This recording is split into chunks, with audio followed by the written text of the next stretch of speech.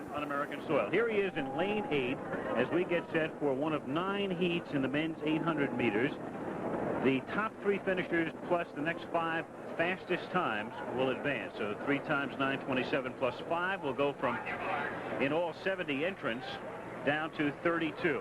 There's the lineup for this race. No Americans in this race. The man to watch is Sebastian Coe on the outside, who is the world record holder in the mile, 347.33, and the world record holder in this event, an incredible 141.73, Marty. He's over a second and a half faster than anyone else in the field. Now, that would seem like all he's got to do is show up and run 3 fairly good races, but the knock on Coe has been that he hasn't been able to win a major 800-meter championships. He was supposed to win it in Moscow, and he lost it to Steve Ovett. He lost the European championships.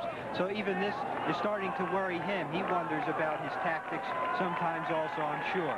They stay in their lanes until they reach the turn. That is Riccardo Materazzi of Italy, who is moving out very quickly, and now they can all break for the inside. Ovett, by the way, is here. He is running in the 800, not in this particular heat, but we could see a Coe-Ovett showdown before this one is done. There is Ovett, number 359, tucking in 4th place right now. Very fast for the first 200 meters, 25 seconds. I think we're seeing first laps here in this early round that are almost as fast as you'd expect to see in the final. When you get in a heat with a guy like Sebastian Coe, you have to say to yourself, one of the spots is gone, so I have to run to win this race and hope that I can hold off the other 7 people in the race. And that's what the Italian is trying to do, give it a good effort.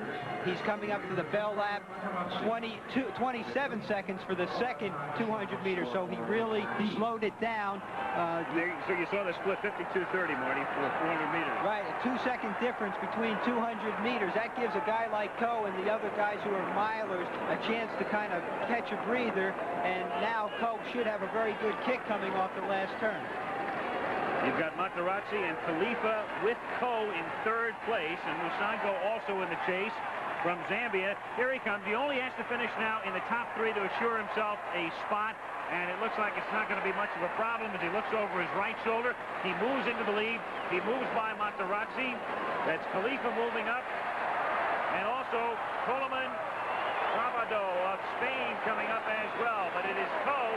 It is Coe with Khalifa, and Coe will make his way into the next round with Khalifa finishing 2nd and Trabado winding up in 3rd position. So Sebastian Coe, the heralded one, the British subject, a man whose duels with Steve Ovett 3 years ago were legendary, will advance. And this is an arduous grind here, Marty, in as much as these guys have to run 4 races in 4 days.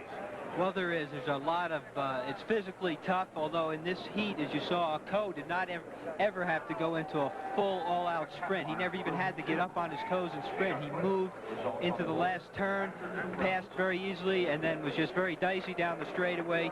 He's probably looking up for his father, who has coached him all his life, or I guess he may be looking up at the replay. He had no problem qualifying, but it was very close. Trabado of Spain getting the 3rd place in a very narrow victory. That's exactly what he hasn't seen it tape himself in quite a few years, and he's got to be pleased with the way he ran today. Modern technology, the athlete finishes, wins a race, and then looks up to watch himself on tape. That is the fastest Olympic heat ever, 145.72, so a most auspicious beginning before a huge crowd at the